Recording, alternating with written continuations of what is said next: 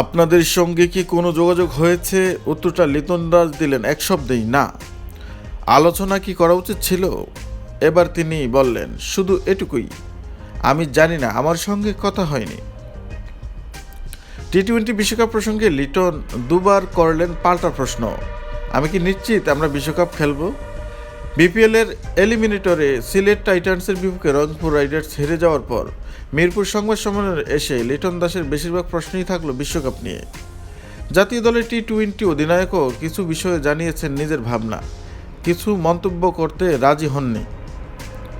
2 সপ্তাহ ধরে বাংলাদেশ ক্রিকেটের আলোচনার কেন্দ্রে ভারতের তাদের টি-20 বিশ্বকাপ খেলতে যাওয়া। এই টুর্নামেন্টে লিটনকে অধিনায়ক করে দলও ঘোষণা করেছে বাংলাদেশ। তবে শেষ পর্যন্ত বাংলাদেশ বিশ্বকাপ খেলবে কিনা, খেললে ম্যাচগুলো কি শ্রীলঙ্কায় হবে নাকি ভারতে, সে বিষয়ে চূড়ান্ত কিছু বোঝা যাচ্ছে না এখনো। আপনারা তো এর মধ্যেই দল জানেন যে কোনো 15 জন যাবে, সেই 15 জনও এখনও জানে না যে আমরা কোন দেশে যাব বা কাদের বিপক্ষে খেলব। লিটন কুমার দাস 1 বছর ধরে টি-20 দলের নেতৃত্ব লিটন কুমার দাস।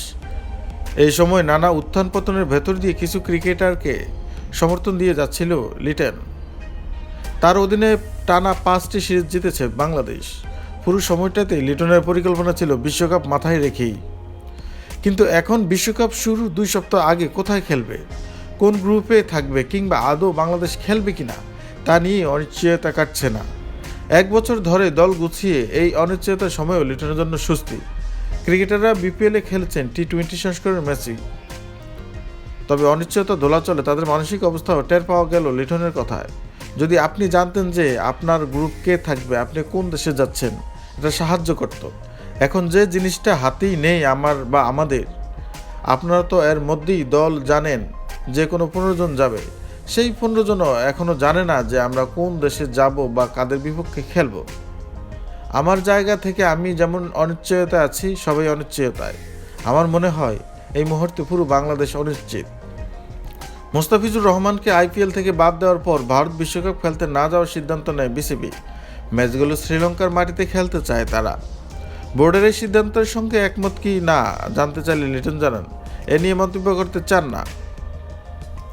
পুরো পরিস্থিতি আদর্শ কিনা এই প্রশ্নের উত্তরে তিনি বলেন, দেখেন ভাইয়া, অনেক কিছু জীবনে আদর্শ নয়, কিন্তু সময়ের সঙ্গে চলে এলে ওটাকে গ্রহণ করে নিতে হবে।